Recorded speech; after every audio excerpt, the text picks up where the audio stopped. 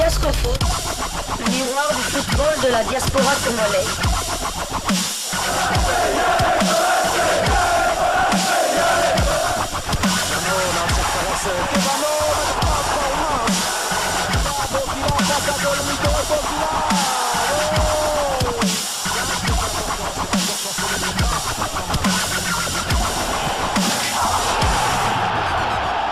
Diascofoot, le miroir du football de la diaspora congolaise.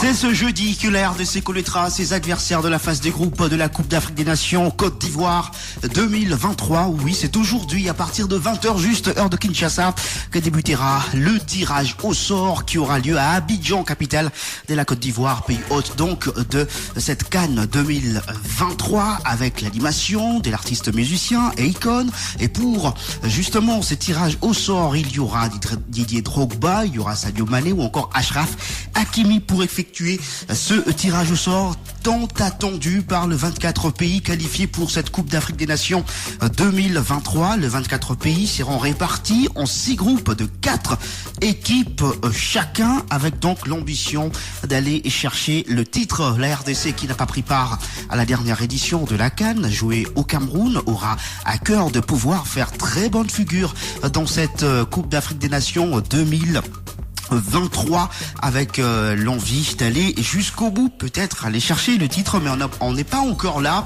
Les Léopards sont en train de préparer justement cette Coupe d'Afrique des Nations 2023, ainsi que les débuts des éliminatoires de la Coupe du Monde 2026. Ils sont actuellement en Espagne. C'est depuis le lundi dernier qu'ils ont commencé leur préparation en terre espagnole pour affronter à Murcia la formation de Nouvelle-Zélande. Ça sera demain. Ils connaîtront leur adversaire aujourd'hui et jouer demain leur premier match amical de la trêve internationale du mois d'octobre, avant de jouer le deuxième match à Lisbonne au Portugal. Ça sera le 17 octobre prochain. Parmi les Léopards qui sont présents actuellement en Espagne, il y a Théo Bongonda, buteur face au Soudan lors de la dernière journée des éliminatoires de la CAN 2023 justement. Le joueur congolais s'est dit toujours heureux de pouvoir jouer pour la République démocratique du Congo, lui qui a découvert l'ambiance, la chaleur du stade de Martyrs lors de cette dernière journée des éliminatoires de la CAN 2023. On écoute Théo Bongonda. On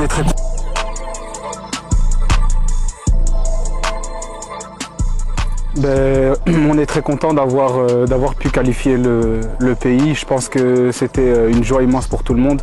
Donc voilà, maintenant il faut se concentrer sur les échéances à venir et continuer à performer comme on l'a fait les derniers matchs. Très bien organisé. On est mis dans les meilleures conditions, donc voilà, maintenant c'est à nous de faire le travail. Je pense qu'on est tous là pour continuer à se montrer. Il y a de plus en plus de très bons joueurs. Donc comme je dis, c'est à nous de faire le travail, et on va essayer d'aller pour gagner les 2 matchs, pour bien arriver en confiance dans les matchs de qualification pour la Coupe du Monde avant la CAN. Comme j'ai dit, ça m'a fait une sensation vraiment différente des autres. J'ai déjà joué dans beaucoup de stades avec beaucoup de personnes, mais ça je pense qu'il faut le vivre pour le comprendre, et c'était un sentiment que j'oublierai jamais.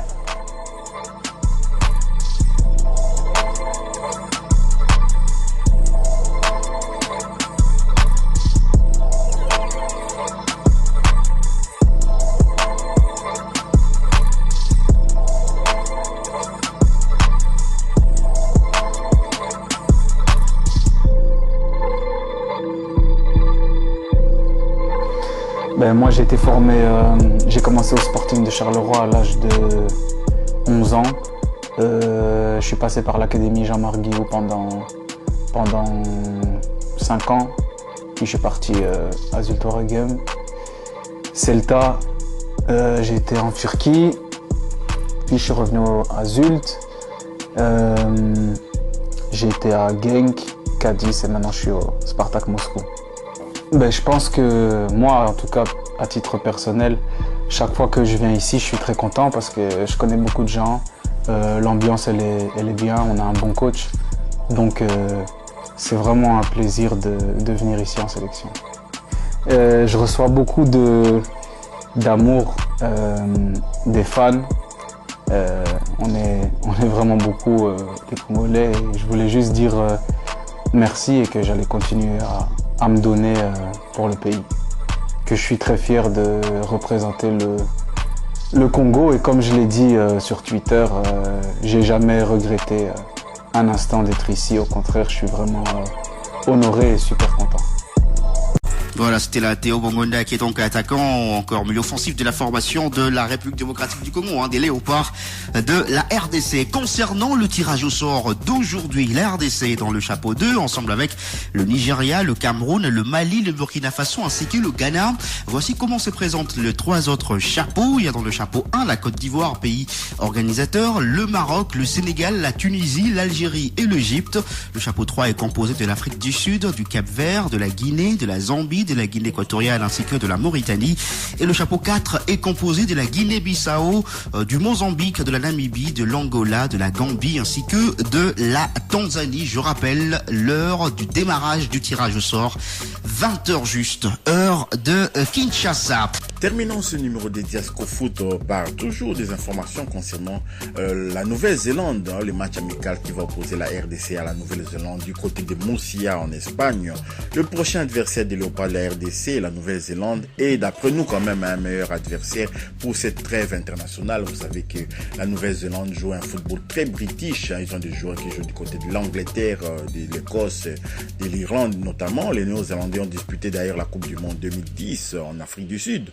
Ils n'ont perdu aucun match durant cette Coupe du Monde, faisant 3 matchs nuls face à la Slovaquie, 1 but partout, l'Italie 1 but partout et les Paraguay 0 but partout, mais ont été malheureusement éliminés de la phase de groupe parce qu'avec 3 points, c'était insuffisant.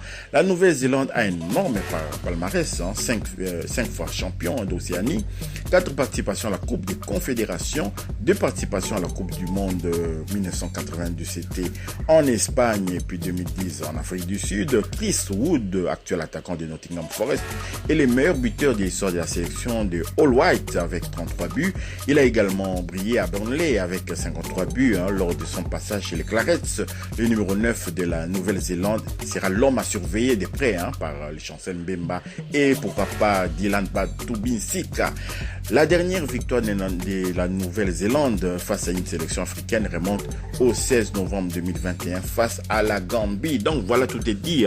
La Nouvelle-Zélande, un adversaire idéal peut-être pour la RDC pour se préparer contre un adversaire au football un peu plus direct, un football un peu plus british. Mais nous avons aussi du répondant. Nous avons aussi des joueurs qui jouent du côté de l'Angleterre. Nous avons également aussi des joueurs expérimentés qui jouent dans des grands clubs. Donc là, de ce côté-là, on n'a pas trop à s'inquiéter. De toute façon, les matchs amicaux sont justement destinés à pouvoir tester un peu, évaluer les capacités de nos joueurs. Si on doit aller à la Coupe du Monde, on doit se préparer à affronter tout style d'adversaire, parce qu'on aura un adversaire au football un peu plus latin, du côté de l'Angola. On va jouer contre l'Angola au Portugal et l'Angola sera peut-être presque à domicile parce que vous savez que c'est le Portugal qui a colonisé l'Angola et il y a une forte colonie angolaise du côté du Portugal.